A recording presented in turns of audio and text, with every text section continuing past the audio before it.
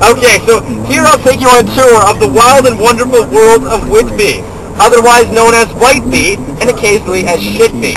Now, one thing you'll notice as I go through the downtown is that it's much like Barry, like Alex said, like you said in your blog there, that it's a downtown built for about 20,000, servicing a city of 110,000 that hasn't yet accepted the fact it's a city. But then, in the ICU, the father noticed something. So, as you can see here, this is one of our parks.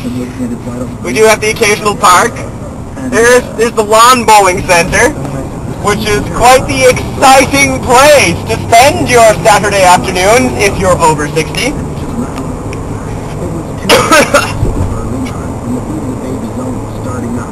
This is one of our many light poles to illuminate the streets.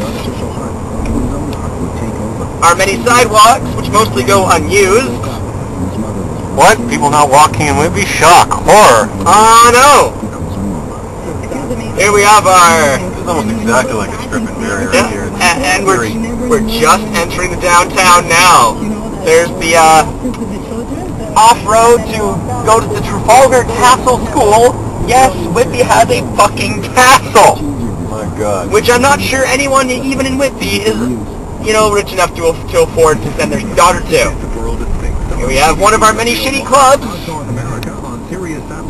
The shittiest restaurant in Whitby, according to a website I frequent. The Old Fire Hall, and occasionally the location of our farmers market.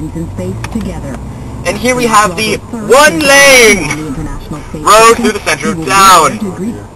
It does make sense. They kind of didn't plan on having a second lane when they originally built the town. There's the third kebab house to open up in Durham. Hopefully this one will survive slightly longer than the last two. Oh, the last two survived. That one survived for about 8 months. The one down in Oshawa, I'm not sure exactly when it opens or when it closed, but it wasn't very long. Wow. Yep. This is like very melded with Huntsville. That kind of reminds me of the Junction. My favorite part. All the way down to Dundas going through it.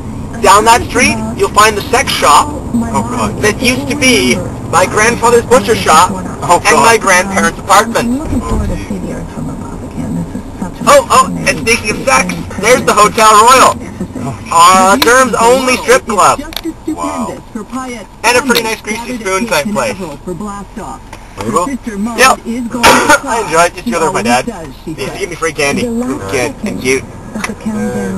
Well, still am. So there's, I believe, Whitby's tiniest business called Squeeze Me In. I think they hem pants there. Always wanted to go in there. Well, you only got a couple days. Yeah! I'm sure I'll return to Whitby at some point. But why would you want to? Oh, my stuff's here.